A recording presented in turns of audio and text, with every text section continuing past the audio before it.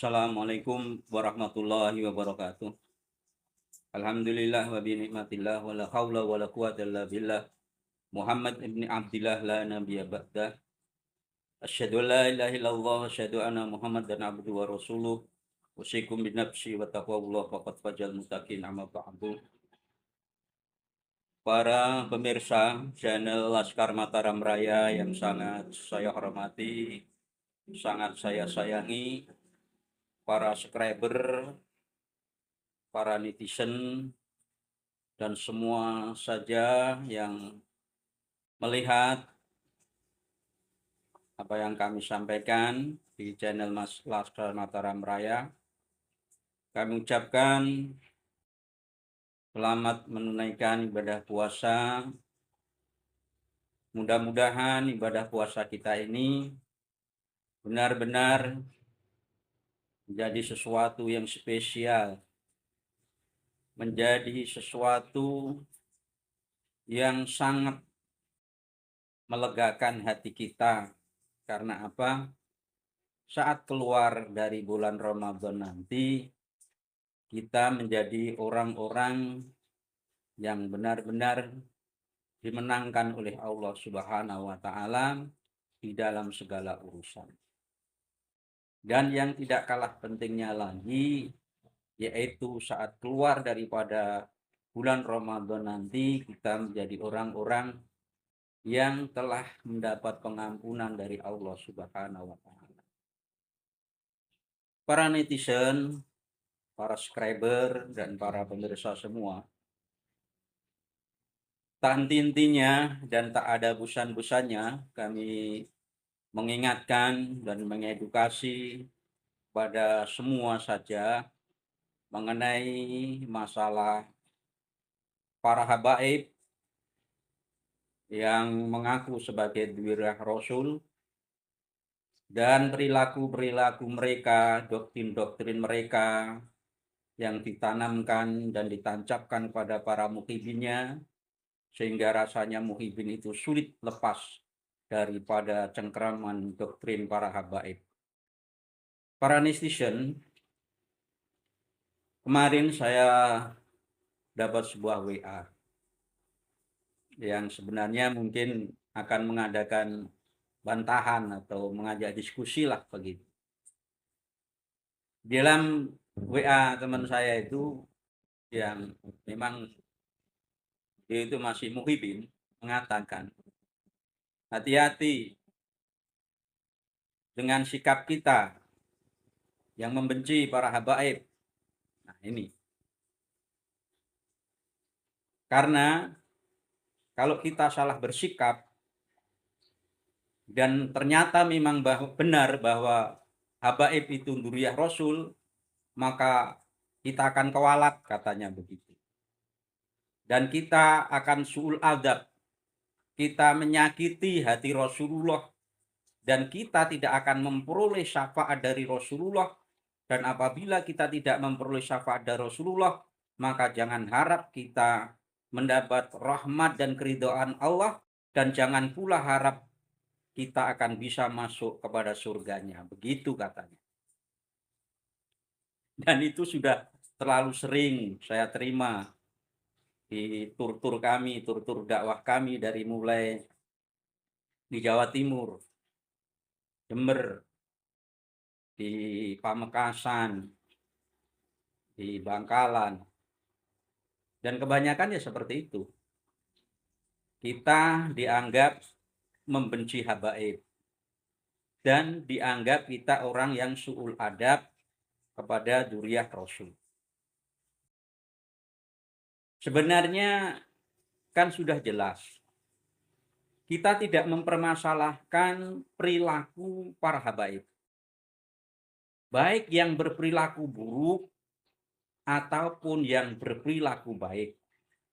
Karena pada dasarnya setiap amal itu kembali kepada perilakunya masing-masing. Setiap amal itu akan kembali kepada pelakunya masing-masing. Siapa saja yang melakukan amal soleh, amal ketaatan, siapa saja akan memperoleh balasan daripada amalnya itu. Demikian juga apabila seseorang itu melakukan keburukan, kemaksiatan, melanggar hukum-hukum agama, maka dia akan mendapat balasan pula dari amalnya itu dari Allah Subhanahu wa taala. Jadi kami tidak mempermasalahkan perilaku seseorang. Karena perilaku itu semua serba mungkin. Dalam tiap-tiap manusia itu bisa ada potensi untuk melakukan ketaatan. Dan sebaliknya, ada pula potensi untuk melakukan keburukan. Itu potensi semua manusia. Karena apa? Manusia itu tidak maksum. Manusia itu di dalam hatinya, di dalam dirinya terhadap hawa nafsu. Hawa nafsu yang berhasil mengelola nafsunya, maka nafsu itu akan membimbing kepada nafsu mutmainah. Tapi apabila kita gagal mengelola nafsu dan justru kita dikuasai oleh hawa nafsu, maka kita akan termasuk orang yang dalam kategori mempunyai nafsu lawamah, nafsu amarah, nafsu suya, dan lain sebagainya. Jadi sekali lagi kami tidak mempermasalahkan perilaku habaib. Yang kami permasalahkan adalah pengakuan seseorang, sekali lagi, pengakuan seseorang yang mengaku dirinya sebagai dzurriyyah Rasulullah Shallallahu Alaihi Wasallam. Sedang yang sering saya sampaikan di dalam Al-Quran, hatu burhanakum in kuntum shodiqin. Apabila engkau mengaku tentang sesuatu, maka datangkah burhan, datangkan bayinah, datangkan hujah atas pengakuanmu itu. In kuntum shodiqin, jika kamu memang benar-benar atas pengakuanmu itu. Itu yang kami permasalahkan. Karena apa? Ini masalah yang urgen. Mengaku dzurriyyah Rasul ini masalah urgen. Tidak boleh sembarangan orang mengklaim dan mengaku. Gitu. Karena hubungannya dengan syariat. Gitu. Yang diyakini kebanyakan mayoritas masyarakat Islam Indonesia yang menganut paham Ahlus Sunnah wal Jamaah. Gitu. Yaitu mencintai dzurriyyah Nabi adalah sebagian daripada syariat Islam itu sendiri. Maka tidak ada hubungannya. Jadi siapa saja, entah itu dari kalangan awam, entah itu kalangan dzurriyyah Rasul, dzurriyyah Wali Songo, atau dari siapa saja, dari kaum habaib, dari kaum siapa saja pokoknya. Yang mengaku sebagai dzurriyyah Rasul, hatu burhanakum, datangkan bayinahmu, itu jelas. Bahkan kalau sedikit prediksi ya, justru orang-orang yang mengaku sebagai dzurriyyah Rasul dan dia mempunyai perilaku yang baik, ini justru yang berbahaya. Karena dengan kebaikannya, kealimannya, seolah-olah dia menampilkan diri sebagai orang ulama, kata-katanya akan diikuti oleh orang. Dan coba bayangkan, setiap kata-katanya diikuti oleh orang karena secara kelihatan dohir haibah, banyak karomah begini begitu. Setiap kata-katanya selalu diikuti oleh jamaahnya sehingga bisa berkata apa saja.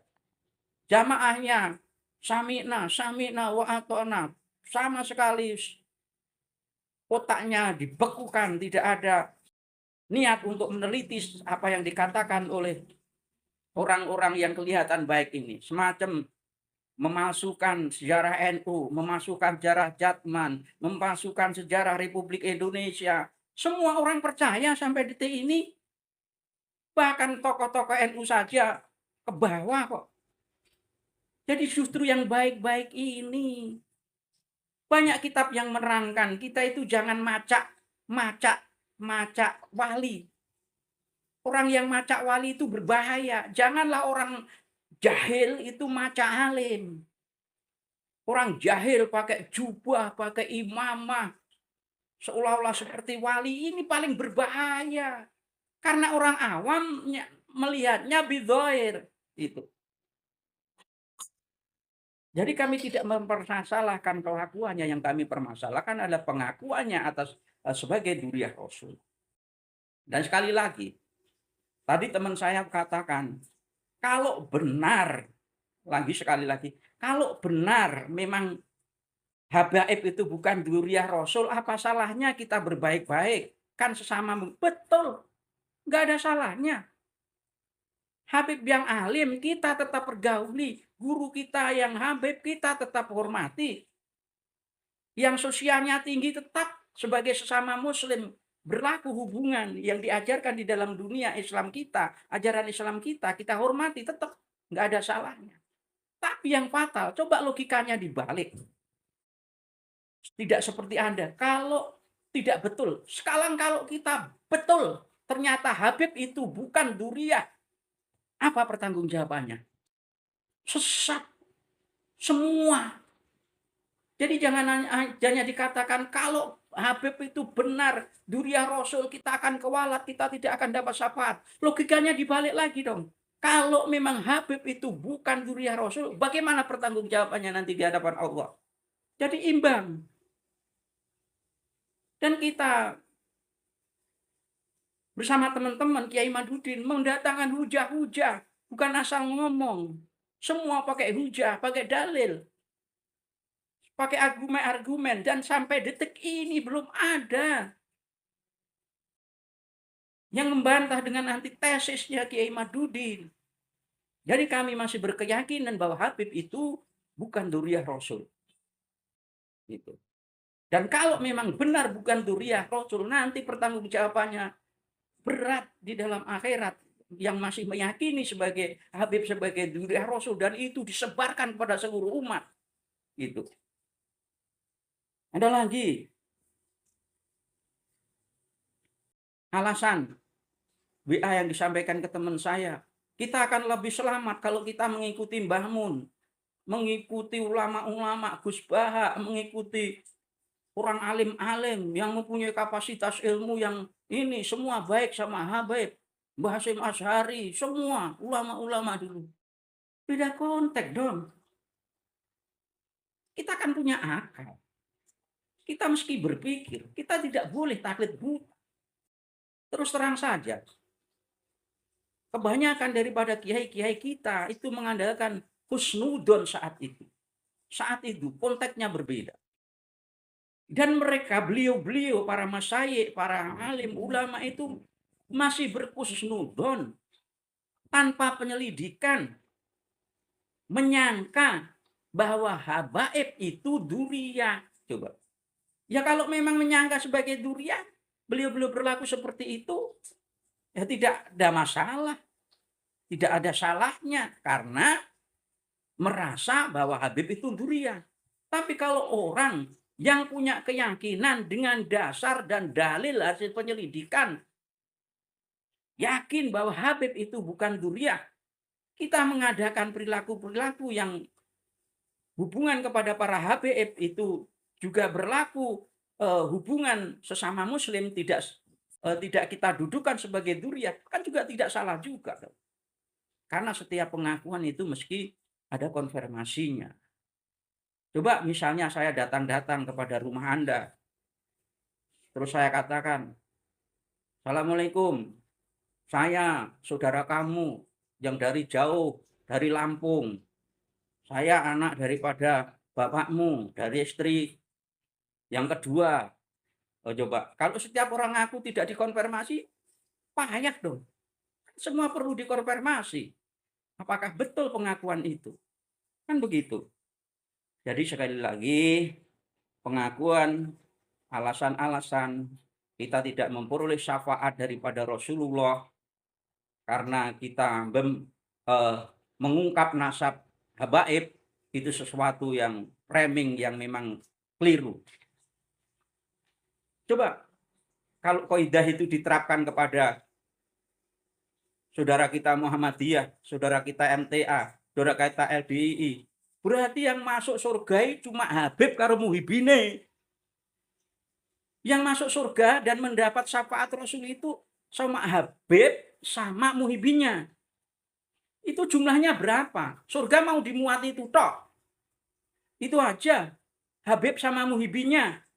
Sementara yang lain karena tidak hormat sama Habib, tidak mengakui Habib sebagai dzurriyyah Rasul, semua masuk neraka, nggak dapat syafaatnya Rasul. Orang Muhammadiyah nggak dapat syafaatnya, orang LDI tidak mendapat syafaatnya, orang Al-Irsyad tidak mendapat syafaatnya, orang MTA tidak membahas syafaatnya. Logikamu gimana?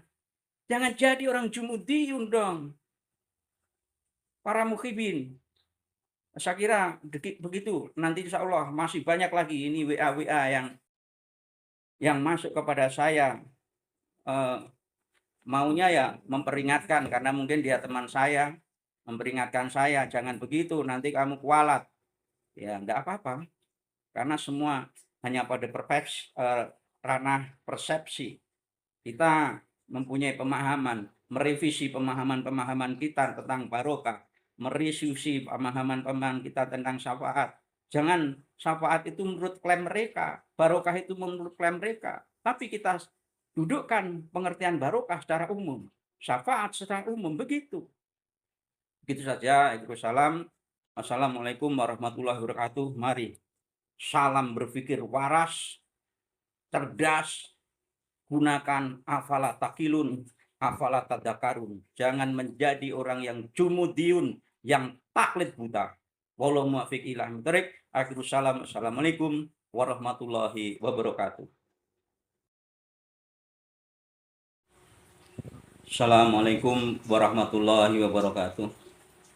Alhamdulillah wa bi ni'matillah wa la haula wa la quwwata illa billah. Muhammad ibn Abdillah la nabiyya ba'dah. Asyhadu an la ilaha illallah wa asyhadu anna Muhammadan abduhu wa rasuluh.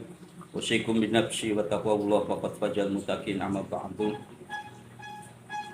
Para pemirsa channel Laskar Mataram Raya yang sangat saya hormati, sangat saya sayangi, para subscriber, para netizen, dan semua saja yang melihat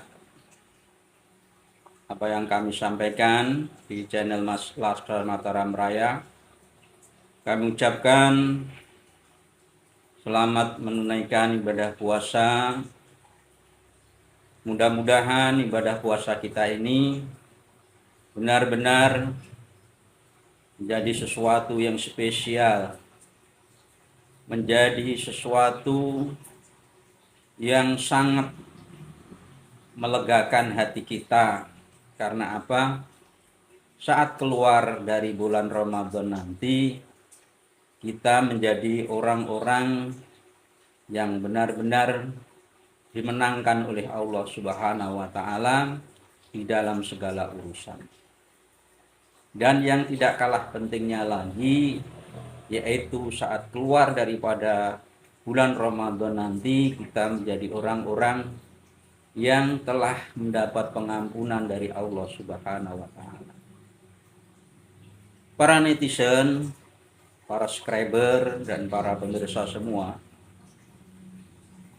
tak henti-hentinya dan tak ada bosan-bosannya kami mengingatkan dan mengedukasi kepada semua saja mengenai masalah para habaib yang mengaku sebagai dzurriyyah Rasul dan perilaku-perilaku mereka, doktrin-doktrin mereka yang ditanamkan dan ditancapkan pada para muhibinnya, sehingga rasanya muhibin itu sulit lepas daripada cengkraman doktrin para habaib.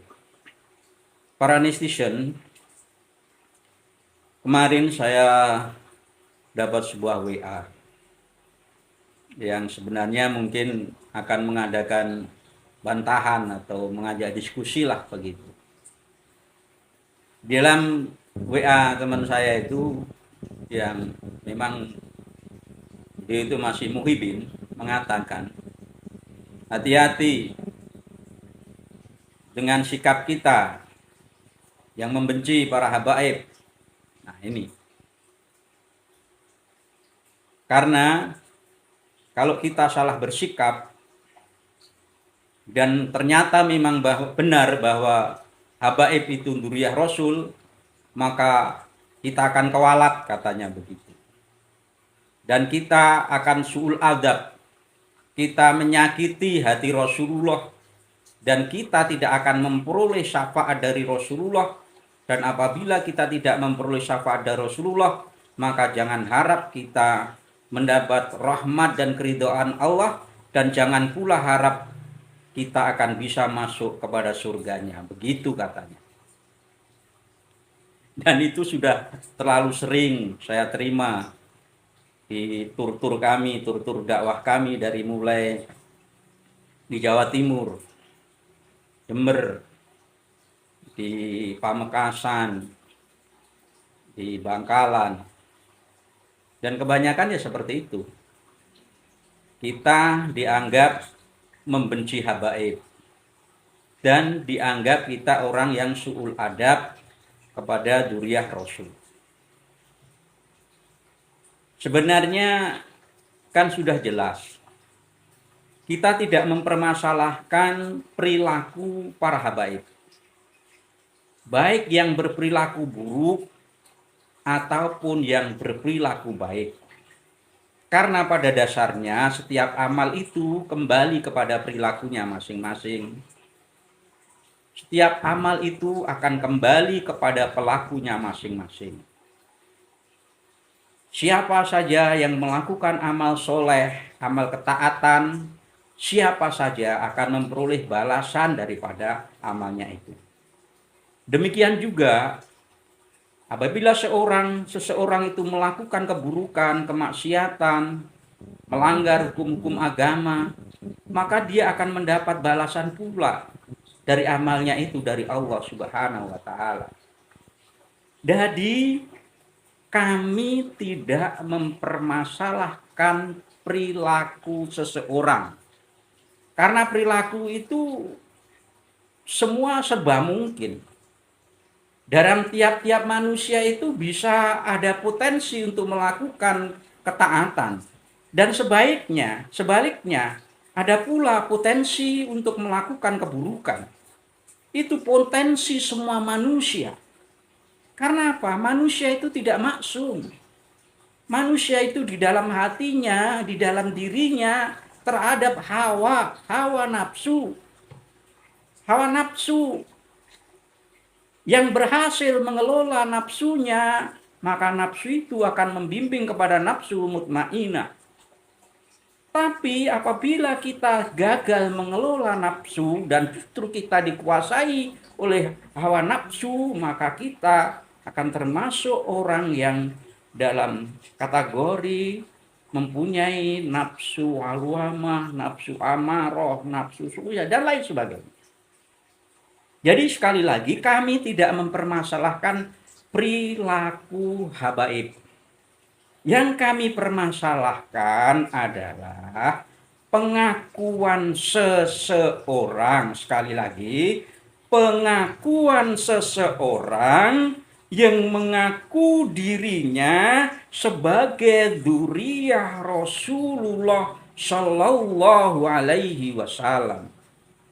Sedang yang sering saya sampaikan di dalam Al-Quran, hatu burhanakum in kuntum shodiqin. Apabila engkau mengaku tentang sesuatu, maka datangkah burhan, datangkan bayinah, datangkan hujah atas pengakuanmu itu.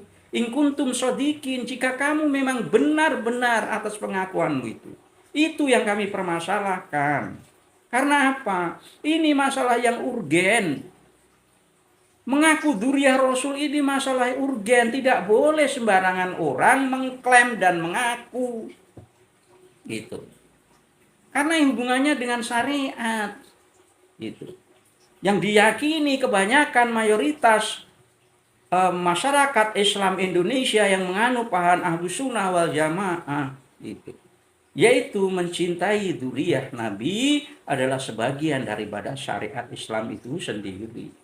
Maka tidak ada hubungannya. Jadi siapa saja, entah itu dari kalangan awam, entah itu kalangan duriyah Rasul, duriyah Wali Songo, atau dari siapa saja, dari kaum habaib, dari kaum siapa saja pokoknya, yang mengaku sebagai duriyah Rasul, hatu burhanakum, datangkan bayinahmu, itu jelas. Bahkan kalau sedikit prediksi ya, justru orang-orang yang mengaku sebagai duriyah Rasul dan dia mempunyai perilaku yang baik, ini justru yang berbahaya. Karena dengan kebaikannya, kealimannya, seolah-olah dia menampilkan diri sebagai orang ulama, kata-katanya akan diikuti oleh orang. Dan coba bayangkan, setiap kata-katanya diikuti oleh orang karena secara kelihatan dohir haibah, banyak karomah begini begitu. Setiap kata-katanya selalu diikuti oleh jamaahnya, sehingga bisa berkata apa saja.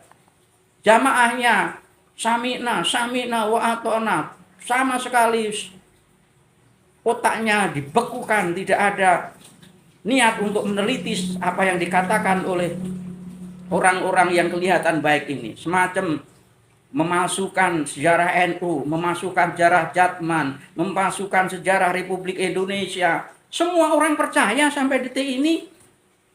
Bahkan tokoh-tokoh NU saja ke bawah kok. Jadi justru yang baik-baik ini. Banyak kitab yang menerangkan kita itu jangan macak wali. Orang yang macak wali itu berbahaya. Janganlah orang jahil itu maca alim. Orang jahil pakai jubah, pakai imamah, seolah-olah seperti wali, ini paling berbahaya. Karena orang awam melihatnya bidhoir itu. Jadi kami tidak mempermasalahkan kelakuannya, yang kami permasalahkan adalah pengakuannya atas sebagai duriyah Rasul. Dan sekali lagi, tadi teman saya katakan, kalau benar, sekali lagi, kalau benar memang habaib itu bukan duriyah Rasul, apa salahnya kita berbaik-baik? Kan sesama, betul, nggak ada salahnya. Habib yang alim kita tetap pergauli, guru kita yang habib kita tetap hormati, yang sosialnya tinggi tetap sebagai sesama muslim berlaku hubungan yang diajarkan di dalam dunia Islam kita, ajaran Islam kita hormati, tetap nggak ada salahnya. Tapi yang fatal, coba logikanya dibalik.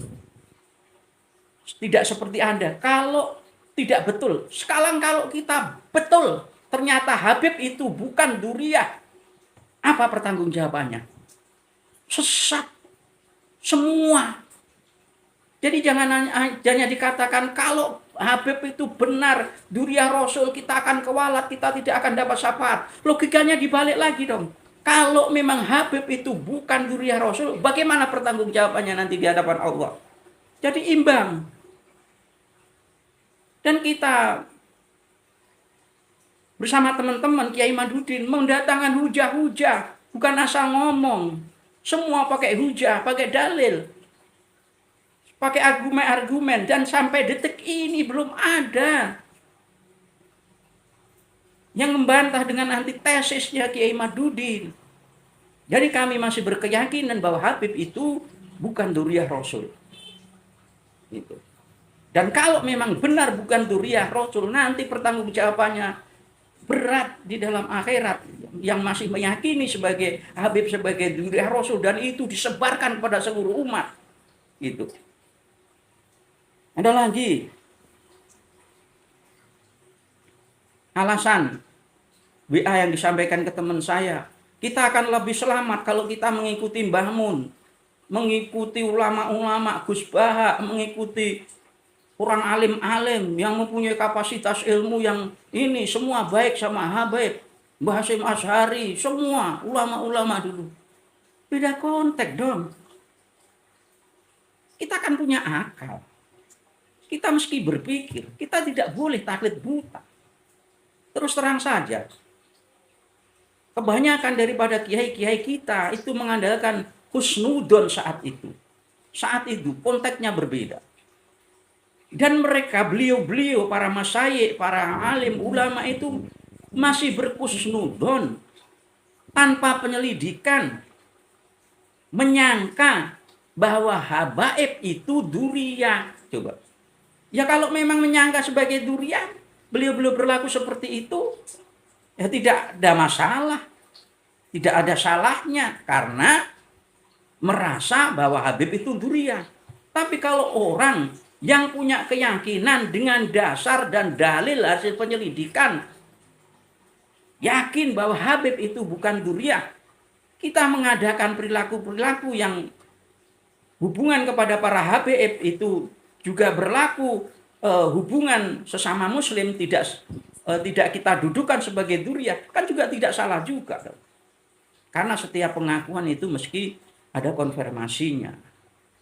Coba misalnya saya datang kepada rumah Anda, terus saya katakan, Assalamualaikum, saya saudara kamu yang dari jauh, dari Lampung. Saya anak daripada bapakmu, dari istri yang kedua. Oh, coba, kalau setiap orang ngaku tidak dikonfirmasi, payah dong. Kan semua perlu dikonfirmasi.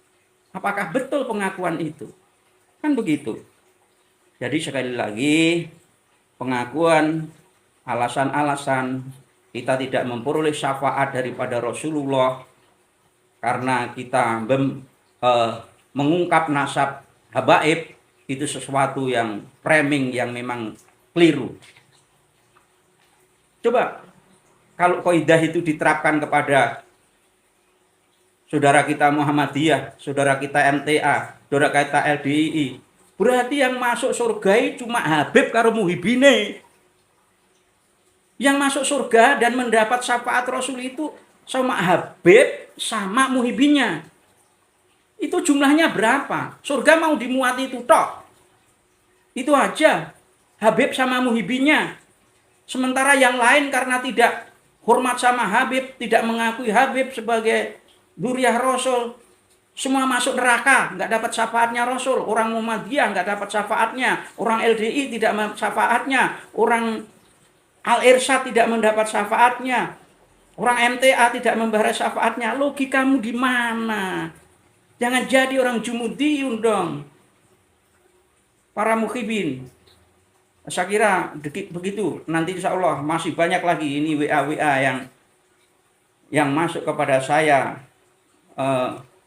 Maunya ya memperingatkan karena mungkin dia teman saya, memperingatkan saya jangan begitu nanti kamu kualat. Ya enggak apa-apa, karena semua hanya pada ranah persepsi. Kita mempunyai pemahaman, merevisi pemahaman kita tentang barokah, merevisi pemahaman kita tentang syafaat. Jangan syafaat itu menurut klaim mereka, barokah itu menurut klaim mereka, tapi kita dudukkan pengertian barokah secara umum, syafaat secara umum, begitu. Begitu saja. Salam. Assalamualaikum warahmatullahi wabarakatuh. Mari salam berpikir waras, cerdas, gunakan afala takilun, afala tadakarun. Jangan menjadi orang yang jumudiun, yang taklid buta. Wallahu muwaffiq ila haqq. Akhirus salam. Assalamualaikum warahmatullahi wabarakatuh.